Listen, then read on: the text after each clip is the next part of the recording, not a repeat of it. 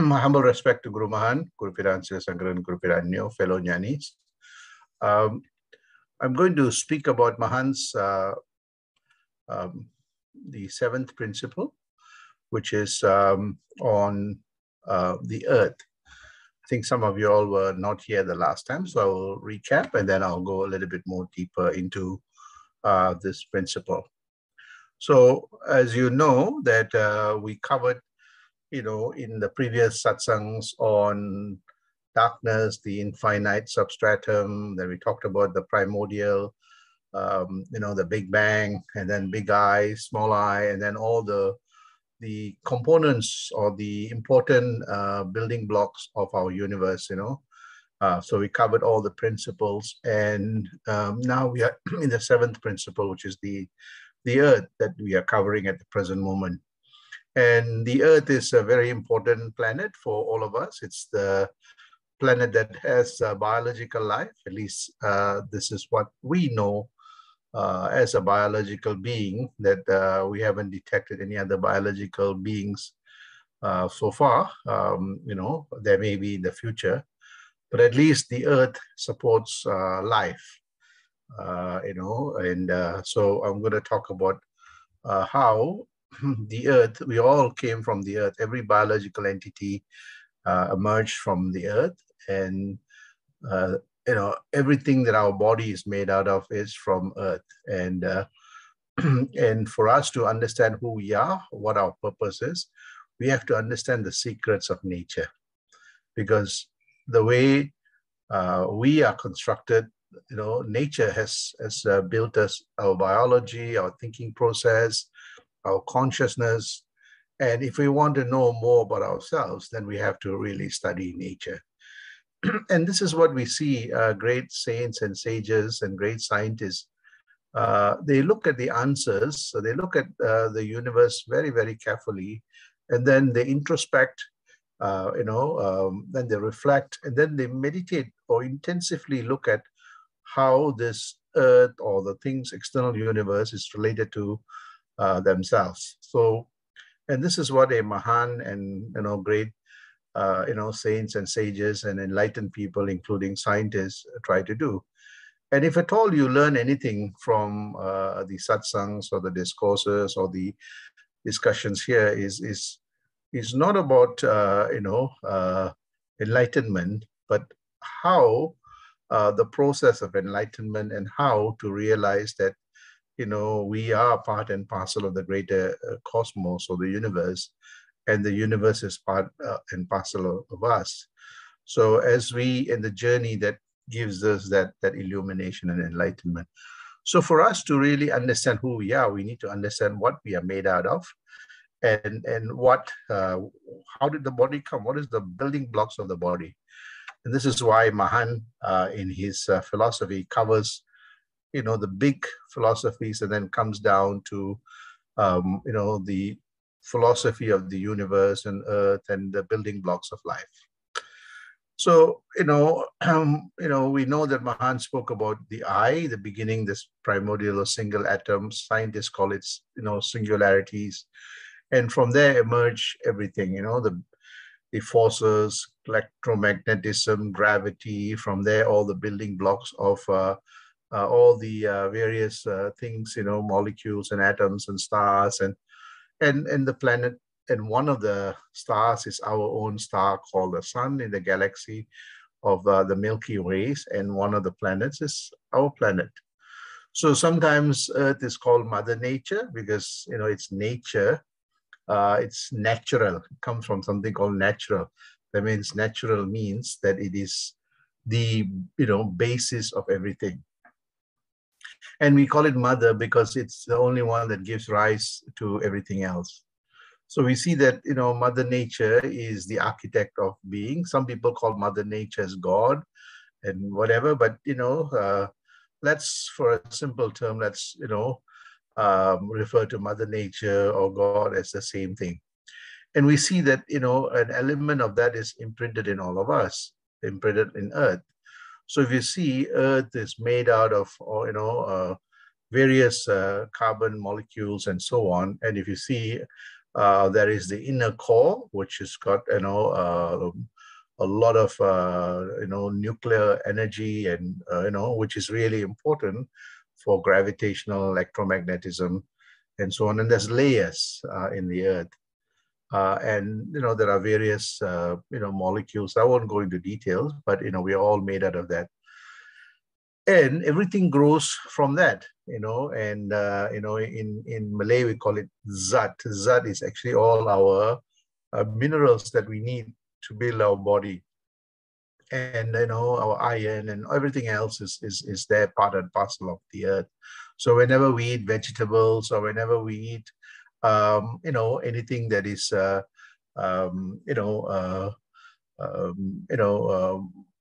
meat or non-meat products, part of that molecules become, part of our body. The same thing when we breathe the oxygen, it is from the universe. So our body is filled with all the oxygen that is very important for sustaining life.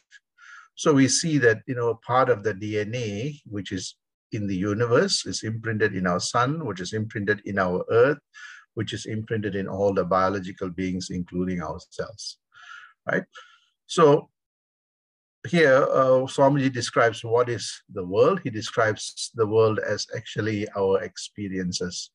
Without the senses, we would not be able to see, hear, smell, taste, and our reality of the world is based on our senses, right? We are able to get the projections of all the experience through our senses. So when our senses are asleep, we see that the world disappears. So again, a very important question that is asked: what is meant by world? Somebody says the world is our experiences that we get from all our sensory perceptions, as how we know it. So and because our sensory perceptions continuously changes, our understanding of the world also continuously evolves and change. And another important question that is asked to Swamiji is that, does the world belong to us? And sometimes we see this, that we own a particular property, we have a title for the property, and we say, this is, I own this. That is a normal kind of a trivial way of looking at things, the ownership. But someone who thinks very, very deeply will ask, what does this ownership mean? What does the title actually tells me? Am I entitled to this land that I buy or the property that I buy? So here Swamiji says that, we belong to the world and it does not belong to us. So this made me reflect very carefully. So when I bought a property and the lawyers and myself and the bank and everybody signed off and now the property belongs to me, I had this question: what am I signing on? Although it says ownership, this part of land and the property that is constructed belongs to me. And I was asking, what does this belonging actually means? The belonging only exists as long as I exist in this material world. I can, live in this property. I can, partake in the property. But that means that, I have some level of, ability to use that property. But does that using means belonging in the sense that, does that property belong to me? And I thought about this very carefully. So when we pass away, what does the belonging actually means? Somebody else then takes on that belonging. So this belonging is a temporary, for a short period of time, somewhat like we are the rentiers of that property and we are not actually the true, the property doesn't belong to us. So similarly, our body, we all have a body. So think of that house, the physical property that I'm talking about in terms of belonging. The lawyer's deed says that you have ownership of this. That ownership is actually a temporary ownership for you to enjoy and experience that home that you call. In that same way, this body that we have is somewhat like the property that we have, right? So it doesn't, we have to eat to keep it alive. But at the end of the day, the body will have its own evolution, and there comes a stage that we cannot hold on to the body. So what does the ownership of the physical body also means? It's a temporary, Nature has given us a temporary occupancy to experience this material world as how our property is. And there comes a stage that we have to return it back. And this is called samadhi. And why this is really important is that this gives us a good spiritual perspective of nothing belongs to us. We are here to learn, to experience, and live to outlive everything. And if we have that perspective, you see that our mindset changes. Even how much wealth that we accumulate, we know that this wealth, is only temporary for us to experience and enjoy. And we will also have to let that go. And in that process, so if we have that mindset, we see that we become more and more altruistic and starting to think in a more universal way. So we see that, this question, should prompt you on what that ownership is. So here, Swamiji, I think we spoke about this, all our regard and respect are for the mud that is over mud.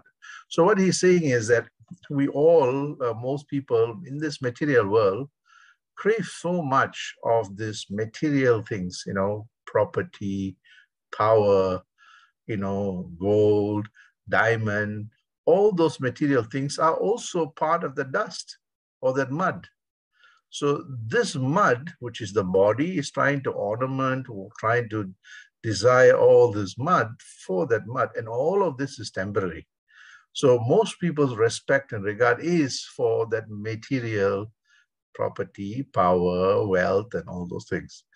He says that when you truly understand what this mud or this thing called body is, you see that our cravings, our desires starts transforming.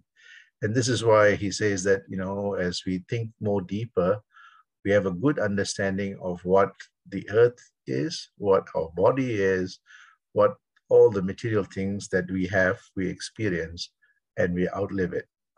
So here, this statement is very important. We belong to the world, it does not belong.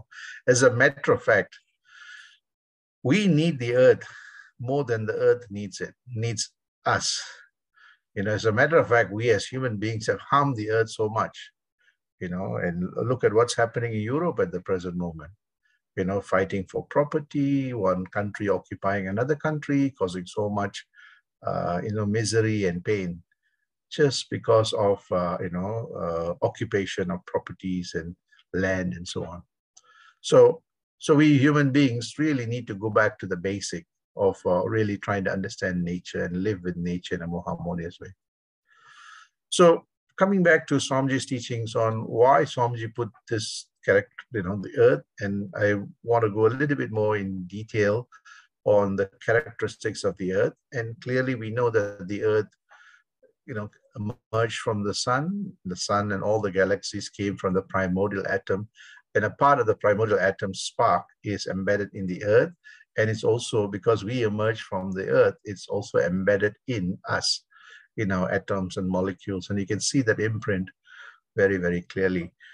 We also see that the electromagnetic radiation that emerged from the earth, from the Big Bang and the primordial atom, is also emanating in our earth, in all our bodies. It emanates, we also have this, the earth is like a giant electromagnetic field, right? Like a magnet. It's got North Pole, South Pole, and whenever we are away from the North and South Pole, the compass will show you which direction it is going. So similarly, our body is somewhat like a magnet too. We too have a North Pole and South Pole that gives us the spin and the gravitational electromagnetic force field. So part of what is in nature is also built in us. Interestingly, that you see that we feel the gravity on the surface a lot. The more higher you fly, you drop, the gravity will pull you down. But what is really interesting is that as long as you're on the surface, you have an impact on the gravity. You feel the gravity. But as you go to the core, you see that the acceleration is zero. You get weightlessness. So something very interesting is that as long as we are in the surface, we see that we get all the, the forces of push and pull. Sometimes we call it the karmic force that impacts us. But as we go deeper and deeper, so can you imagine if we are in deep sleep state, we are actually in the core. We are in that substratum where we don't experience anything. There is no push-pull. There is no acceleration of gravity. The gravity of push and pull is not there. So what we see is in the core, there is a balance between the push and pull. Sometimes we call it centrifugal and centripetal force. They are both equal, that they neutralize, neither push nor pull. So you get this beautiful experience of that samatva, that frictionless, weightlessness state.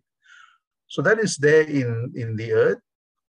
And you'll see that as you explore deeper within yourself, that is also manifest in ourselves. I spoke about number 5, which is gravity of push and pull forces that exists. We feel that, sometimes we do things, we get the reaction. This is Newton's law too. Every action has an opposite and equal reaction. The 6th element is actually the earth has a protective layer called ozone. And that ozone comes from all the atmospheric, things that gives the earth a cover from the radiation from the sun. If the ozone layer was not there, we see that many people, life would not exist. And as you see that as we, as human beings, harm the earth through our consumption behavior and all those things, we are damaging the ozone layer. We see that the incidence of cancer has gone up significantly in many, many countries. So we really need to look after our earth better, and so that if our survival depends on it, survival of everybody depends on how we manage the earth. That is why you see that Mahan takes a very nature-centric approach to go with nature. And he says it very, very clearly that don't go against nature, If you go against nature, nature will react, and sometimes the reaction would have an adverse impact on us, right? So to learn to go with nature, and this is what the spiritual harmony is very important. And that brings us to the 7th element, which is in harmony with planets. You see that as long as the earth, earth has got electromagnetic fields, it has a moon that comes in orbit. So each one of them have got its own electromagnetic orbital movements, the same thing with all the planets and the suns. They have a beautiful harmony, right? And if any disturbances in that could cause the planets to go out of sync, and you may have collisions and destructions, right? So we see that nature has built this harmony in everything, right? And sometimes the chaos is created, and you have collisions, and all those things to create new things, right? So we need to understand this. We also see that the earth continuously rotates, and the rotation is very important because it's part and parcel of the gravitational force field. It is also what gives us the ability to, without the gravitational force field, you would not have that harmony. So they're all interrelated. And these have got tremendous spiritual meaning when we bring it down to ourselves. The earth is also spherical. So from every direction you see the same kind of structure. So which is quite interesting. So, from space, you see that, circle everywhere, every direction you see, it's very different, right? So, very similar in the sense that you get circular. And we see that Earth is really important because it creates, sustains, and dissolves lives. And this is part and parcel of the Earth's, characteristics. Our Earth has got what we call the Goldilocks condition. The condition is not too hot, not too cold, just right, right? So, and that's why life exists. That's why we have, a lot of biological life. So we see that this 10 important characteristics of Earth is very important to take us to the next one, which is actually our own spiritual qualities. And we see that the Earth's characteristics is imprinted in us. And why is it that we are unable to see it? Because, we are always seeing elsewhere. So, of course, we have to understand the Earth's principles really well, but we also have to understand how that has an impact on us. So we see that, in this context, as I mentioned, it's, the Earth comes from the primordial atom, sun, and the Big Bang. And you see that because we emerged from the Earth, that same a spark of life, is, every day, every moment, there's a big bang that happens in us. Our cells, new cells are created, new cells are fused together, they sustain for a while, they dissolve, something new emerges. So this happens at the cellular level. But we also see that happens in our mind with our thoughts. Suddenly we have no thoughts, suddenly a thought emerges, and then it expands, new thoughts emerges, sometimes it dissolves. So we see this imprint in all of us. And what here we are trying to highlight is that this imprint of this universe is imprinted in our physiological, our biological body, but also in our mind. And if we understand this physics, then we are able to manage it. Number three is actually we have the electron, we have the poles. We also have the north and south poles, or you want to call electromagnetic field in our spinal cord. And this has important, like how the North Pole has north, we too have, the crest eye and the base eye and all the other important eyes that, Mahan focuses on 4, which is the third eye, the top, the base eye, and the back here. Of course, other teachings have 7 chakras or 7 power centers. So again, we see that whatever we say, it's somewhat like electromagnetic field, like a magnet. And this is, the inner eyes are like the polars that gives us the direction. We see that what is really interesting is that we have gravitational force. Although at the surface, as I mentioned, we have a lot of push and pull, but as we go to the core of our being, we see that the forces of gravity is completely dissolved or is non-existent. And what is really interesting is that, when I spoke about the electromagnetic field, the north and south pole, we have, in the physical perspective, we have a compass, and the compass shows us the direction of north and south. But we see that, our mind acts like a compass as long as we are away from that poles, or that silent substratum, we are searching for the divinity. So the moment you get to North Pole, the direction of the compass becomes every direction. So we see a similar parallel that as long as you're on the surface of the earth, you feel the gravity. But as you go deeper and deeper, you come to the core, the gravity is all, distributed, and you see that you get zero gravity. And the same way we see that as long as we are away from that North Pole, the compass will show the direction. As soon as we get to the North Pole, we see that the compass goes in a random direction. Every direction has equal probability. So this is where we see, I spoke about the push-pull forces in number 5, how the Earth's quality is imprinted in us. In that same way, number 6, we see that ozone layer is very important for Earth. We too have a layer called the aura or the jnana. All of us carry that, and all of us emanate that. And that's why you see the great people, great saints emanate that aura in them.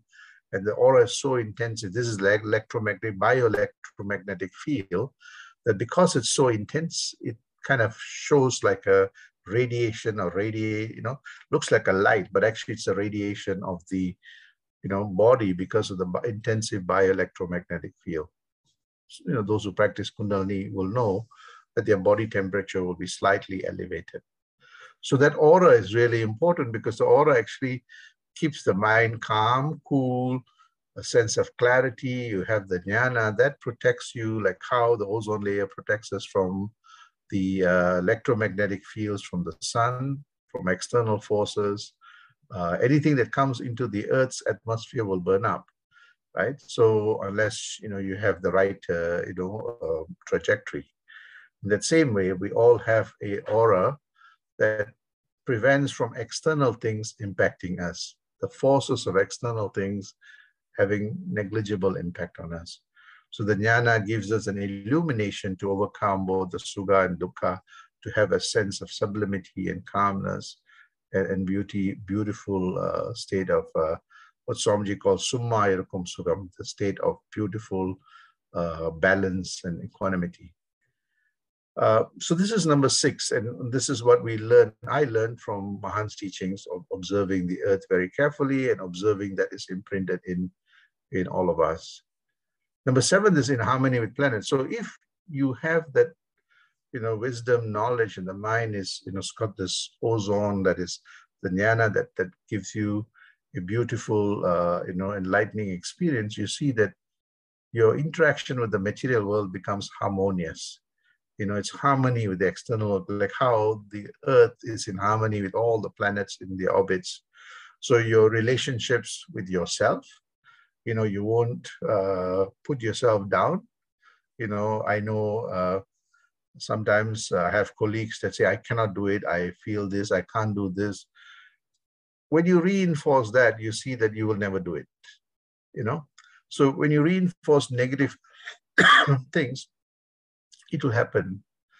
So it is that harmony that no problem. I know I live in harmony with everything, including challenges, including difficult moments, and I also celebrate good moments. So that harmony is very important, to look at everything, both the sukha and dukkha, equally.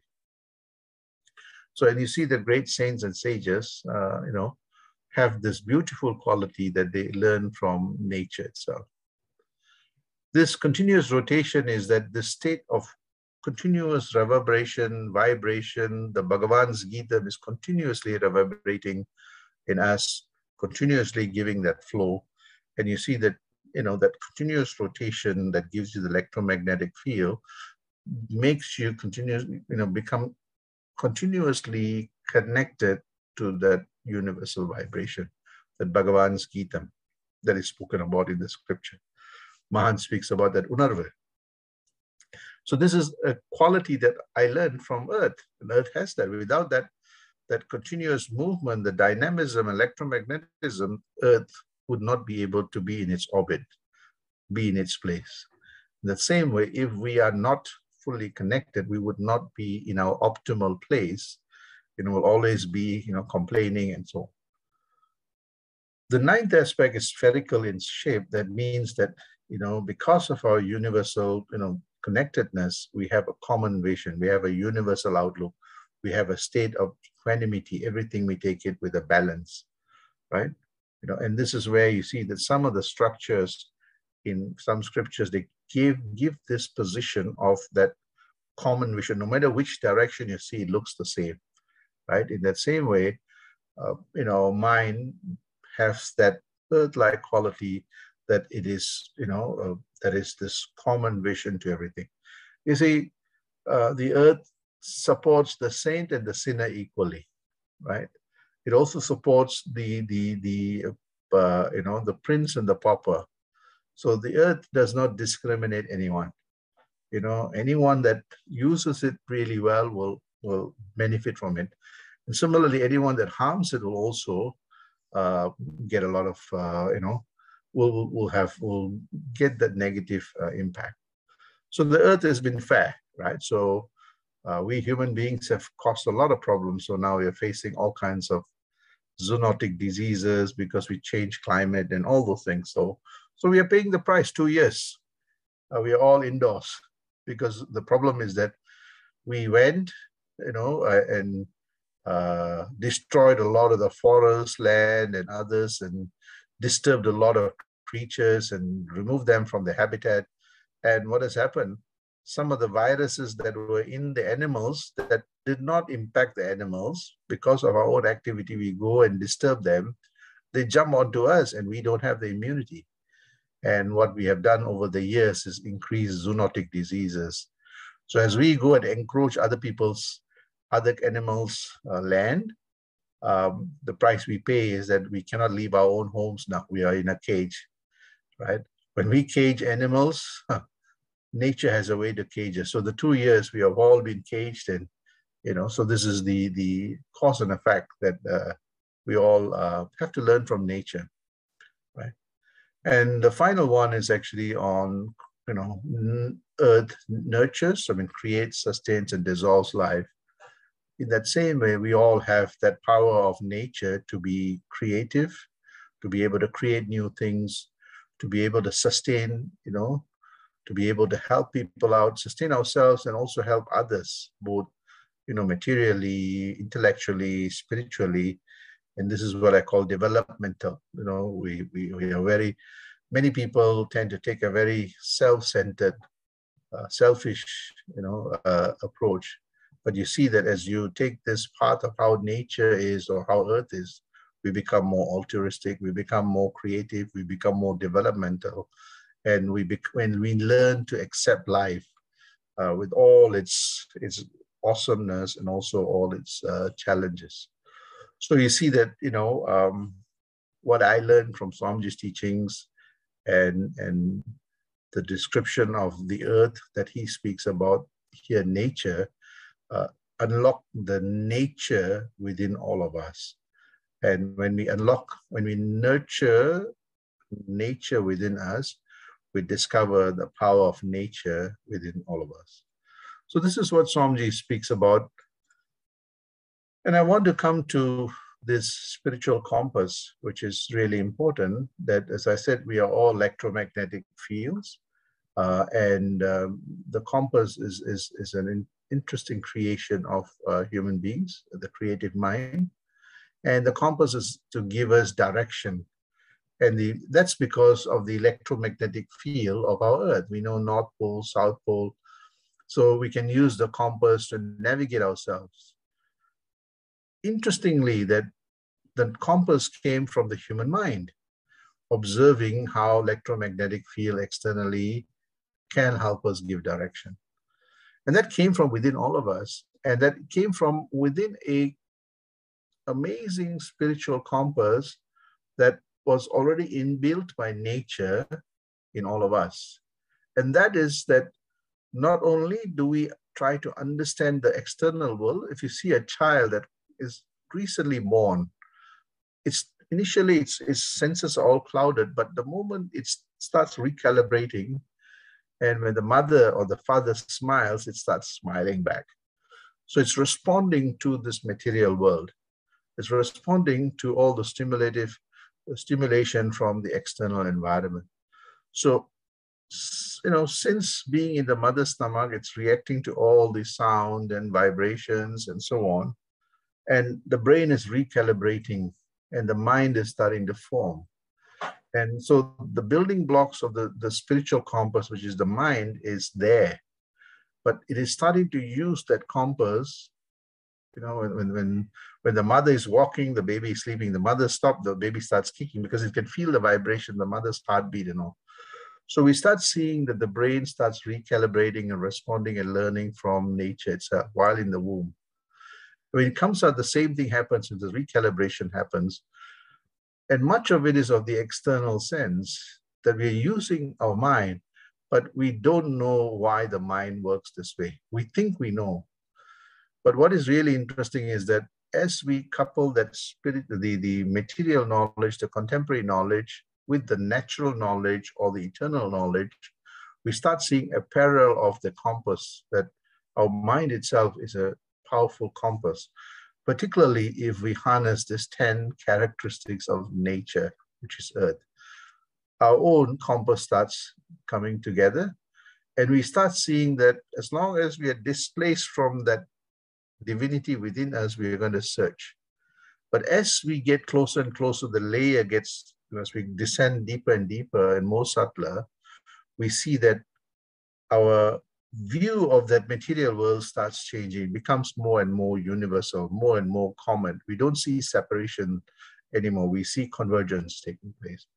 Ultimately, when we reach that summit, we see that everything looks the same. Everything is cognized. Everything is one. That oneness comes in. As how we use that compass to navigate ourselves physically on Earth, the same compass, because the compass I'm talking about is that we use the compass. You can have a physical compass, but the mind needs to know how to use it. That same mind needs to use itself to be able to navigate through. And the guide comes from, that's how somebody teaches us a compass. The guru guides step by step, taking you that process. So there is a parallel between the forces of nature, Earth here, and the forces that embedded in us. So when we couple that introspection, contemplation, reflection, and meditation deeply, we see that we are one with nature. We are one with the earth. You can feel the vibrations of the earth. You can feel the vibrations of the earth resonating throughout, your own, DNA. So you see that there's a very interesting, in the scriptures called, why people wake up very early in the morning to do the introspection, contemplation, reflection, meditation is that somewhere between 4 to 5:30 or 5 o'clock is called the Brahma Muhurtham time. I'm sure some of you all have heard this term called Brahma Muhurtham. Brahma is actually the creator. Muhurta means oneness. So that moment of introspection, contemplation, reflection, and meditation is you're one with the creator. The reason for that is when you see all the human activities, because at that time human activities is very low. All the nature thing is starting to awaken because the sun is about to come out, right? As the sun is about to come out, nature, plants, and animals slowly starts awakening. And you see that while most human activity, all the mechanical things like the cars and mobile phones, everything is asleep, so it doesn't disrupt the natural electromagnetic field that the earth emanates. So you can feel the natural electromagnetic field if you're awake during that moment. And when you feel the natural electromagnetic field and your mind finds it easier to lock on to that natural magnetic field that resonates throughout your body.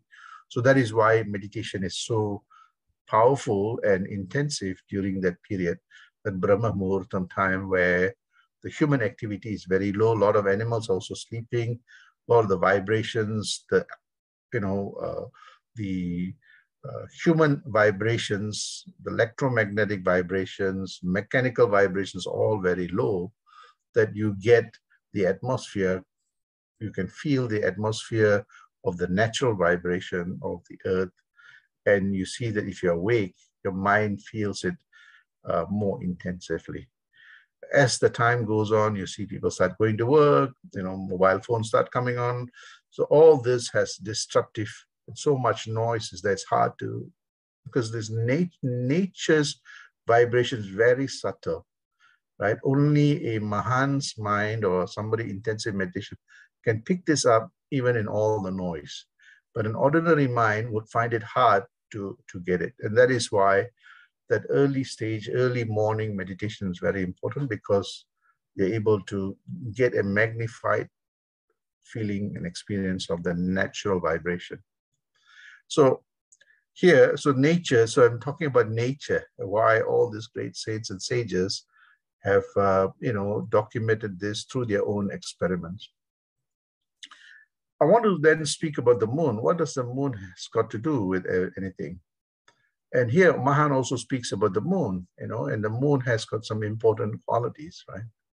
So the moon is one of our satellites, right? And the moon also goes in its orbit around the Earth, and it also impacts the Earth's orbit. So think of the moon. So think of yourself as the Earth, but we do have a lot of satellites around us, right? So as how, we have, relationships, we have family, we have friends, we have the greater. They are somewhat like the moon. They are somewhat like the satellites that also impact our lives, right? And we can't, run away from this. That's why Swamiji says that, as a spiritual being, we are one with everything. We are a continuum of everything. We can't run away to the jungle, right? Physically, we can run away, but mentally, we will find it hard. So we see that the moon has got three important characteristics. It has an orbital movement that impacts the Earth and it impacts itself. It also reflects sunlight, and, it gives the full moon. And there is a reason for that, and the full moon gives us light during the night.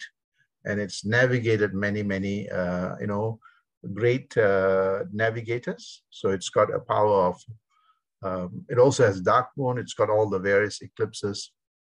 But the most important one is also it has an impact on the tides, right? In the early days, the moon was very close to the Earth, and the tides were very high. And there's a reason for this, so because you have to remember that the moon emerged because of the collision between two planets, Earth and another planet called Theia, which is on the same orbit, which is a smaller planet, and it collided, and that planet was shattered. That is why you see our Earth is tilted, because there's a massive collision, right? And from the remnants of that, the moon formed, and it formed, it got a gravity, it started going on the orbit of the Earth. In the early days, the moon was very close to the Earth, and the waves were very high because the electromagnetic field was very, very strong. And the waves made its way into Earth. And as the water went in, you had more chemical reactions because of the, more, ionic. And that gave rise to, complex beings, amino acids and so on, and so if that did not happen, we'll see that life would have been very, very different. So the tides play an important role. And as the moon is slowly moving, every year, I think they say it's about 10 inches or something like that away from the Earth. So we see that as the moon moves further away, the waves become more calmer. And there are moments where, the moon is there, we have various tides. What has this got to do with us? And you see that, we think of ourselves as Earth. We have satellites, which is essentially the people that come into our lives, whether it's our parents, our family, or friends, or spouses, or children. They all have an orbital movement, same like we do. And sometimes it's synchronized, and sometimes it is not synchronized. If it's synchronized, the family becomes very harmonious, your friendship becomes harmonious, and so on, right? So this is where, if we are in harmony, we can easily harmonize and help harmonize and create a very harmonious environment. So that orbital movement is the harmony. And also we see that they too, like the sun, and the moon reflects the sun that gives us illumination. The people around us too give us illumination. They teach us new things. I've learned a lot from, my friends and, my students and all of you all here. I've learned from my children, my spouse, so we see that they are all important satellites in our lives, and how much that we, value and enrich and learn from them. And sometimes in some families, you see that it's not a very harmonious relationship, and you see that there's so much tension, there's so much unhappiness and so on, and it's very difficult to live an enlightened life. So here somebody talks about how this beautiful harmony between the Earth and its satellite is a reflection of how we have to live harmoniously. But we have to understand the forces of nature and forces of us as a natural being, and not focus on things outside. If we understand and harness the natural forces in us, we're able to manage all the forces around us. So we see like how the tides could be very high, and the tides could also be calm and cool. Whatever the tides are, we're able to manage it. We're able to harness it. During a lot of tidal things, you can create electricity, you can create a whole range of beautiful things. But if we don't know how to manage those tides, we see that we're impacted by it, right? So we see that these moons or these satellites are part and parcel of our lives. We are going to be impacted one way or another. So at least learn to divinize it, learn to be enriched by it, learn to be enlightened by it. And this is how, as I reflect back on this great Mahan and all the other Mahans, they observe nature very, very carefully. They observe the star, the celestial, entities, the moon, the sun, the animals, the plants. And from there, they learn from them, and the DNA of this, natural, nature-centric entities become core to our own DNA. And you see, slowly, slowly, we imbibe the qualities and the values of this natural entities, and we unlock the natural forces within us. So this is the teachings that I want to talk about today. And next week on Thursday, I'll go into more details on a little bit more on Mahan's quotes on if one understands these forces of nature, one will be able to unlock the secrets of nature. Sandosham.